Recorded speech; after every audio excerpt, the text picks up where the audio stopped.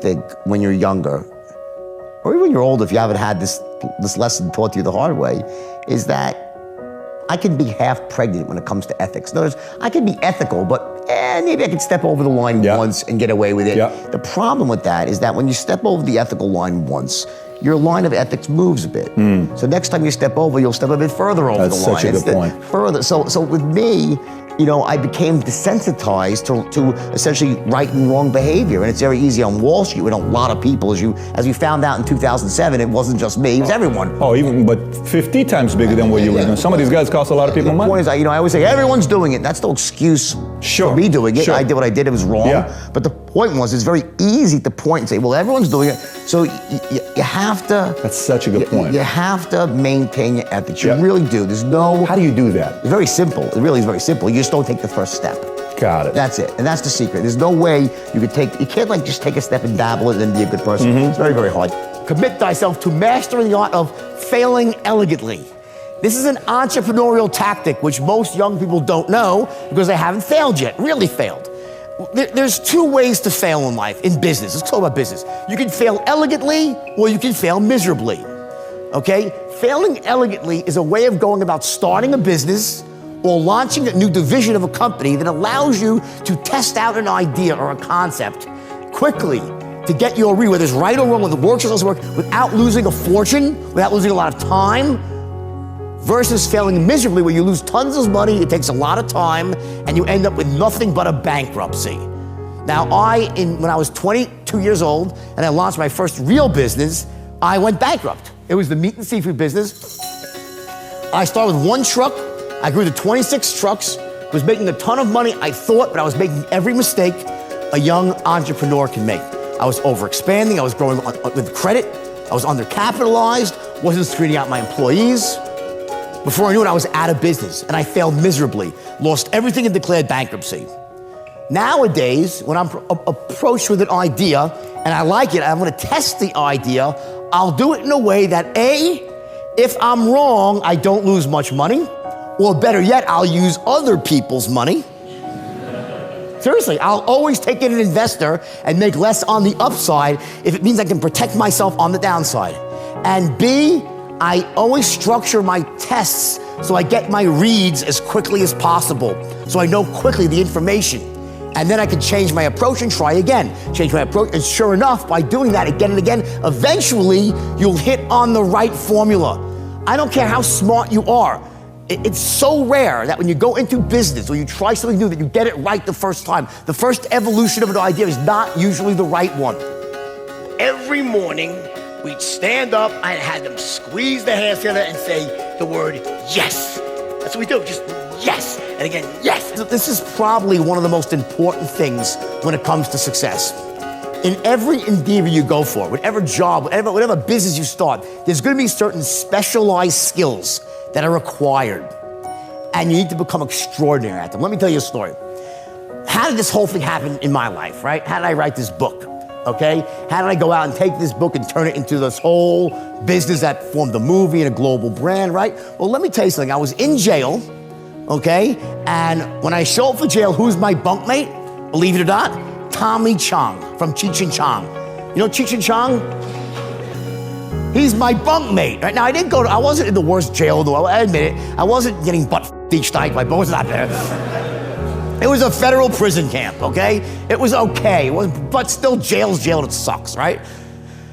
Tommy's my bunkmate because we were both celebrities. They put us together in one cube. It was a little cube. And he's writing a book, right? So Tommy says to me, oh my God, we tell each other stories at night, and I have him rolling on the floor laughing. So by night 3, he goes, you know, I thought you were making this shit up, but my wife Googled you and it's all true. You live this crazy life. He goes, you gotta write a book. You gotta write about this stuff. So I said, well, I don't know how to write. He says, well, just write the way you speak, the way you tell a story. So, well, guess what? I tried that, doesn't work. Writing and speaking are very different skill sets. They just are completely different. And for the first month or so, I'm writing a couple of pages. I show them to Tommy. He reads it and goes, wow, that really sucks. I'm like, thanks, Tommy. Tell me what you really think, right? And I was depressed because I couldn't get anything out in paper that was meaningful or funny, right? And I almost was going to stop, and I hate quitting anything. And I went to the prison library one day. There's prisons in the library, right? And I stumbled upon a book called Bonfire of the Vanities by Tom Wolfe. and I start reading this book, and I'm like, oh my God, this is how I want to write. So I plow through the book, finish it, and I start back at page 1. I take out a yellow highlighter, and I use this book like a textbook. And for 3 months, I ripped apart every single word, and I broke down Tom Wolfe's strategy for writing. Sometimes it doesn't matter how much you want something or how hard you're willing to work to get something. If you don't possess the actual skill set that's required to do it, it's delusion.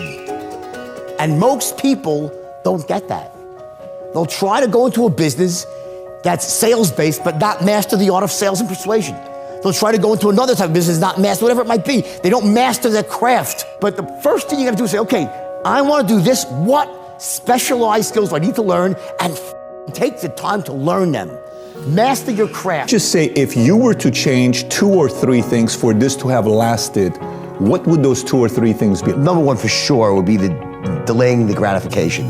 The biggest problem I had was Delaying the gratification. that's a problem that a lot of young entrepreneurs have. And I learned that the hard way, is that good things take time. And there were some moves I made that made me a lot of money in the short term, but then created problems for me over the long term. And for example, like Steve Madden Shoes is one of my companies, right? I remember that. Yeah. I was the majority shareholder of Steve Madden Shoes. If I had not had that problem from all the stuff I did earlier, I would have made $700 million or $1 billion Just on off of that. Steve Madden. Just off of that one deal versus making $20, $30 million. Got it. Because I was forced to sell it too early, right? That's one example. And there's so many other examples just like that where, for instance, if I would have not gotten in trouble, I would have made the dot-com boom and been positioned to have the biggest firm out there during internet craze. I would have made it billions off of that. So while I made a little bit of extra money sooner, it cost me a lot more long term by not playing that sort of long game, playing the short game. And I think that's a big mistake a lot of people make. When I wrote the book, I knew I put myself out there for public scrutiny, that I get a lot of detractors. But you know what? I mean, in the end, in the internet, like, I think if Jesus Christ gave a sermon on the Temple Mount, his famous sermon, you'd have people, trolls, there's nothing new there, that's bullshit.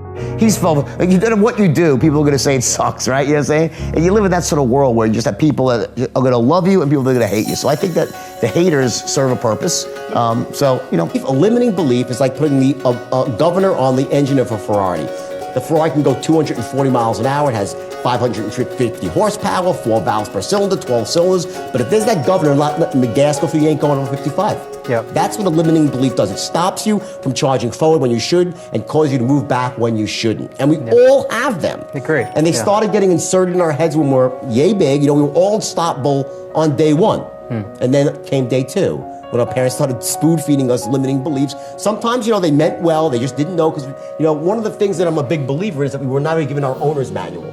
Our brain's an immensely powerful computer, and this is, you know, known by pretty much everybody in the self-development world. Some of the top people, Dr. Richard Bandler, who I trained with, one of my mentors, and a brilliant guy. And the first thing he said to me is, you know, you never got your owner's manual, Jordan, and because of that, you don't realize that the world around you that you take it as reality. It's really not. It's subjective.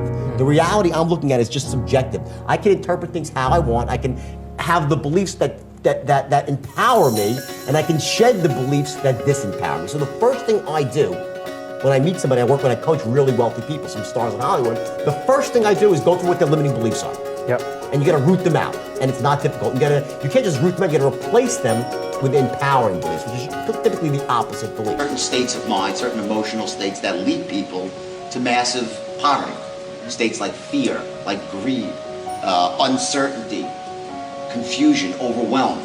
Then there are other states that set you up to be massively successful. States of certainty, states of compassion, states of clarity, states of courage, right? So the first step is you could be great as an entrepreneur, meaning you have great business skills, you know how to build a company, you're a great salesperson, a great marketer, but if you're walking around all day long like an emotional basket case, good luck trying to be wealthy and successful. You'll make money, then you'll make bad decisions because you're in a disempowered state, you lose money, right? So you have to learn, not always like a robot, but you have to learn that when it matters, in that key moment, you have to be able to trigger the right state. I'm a believer, okay, that the enemy of greatness in life is good.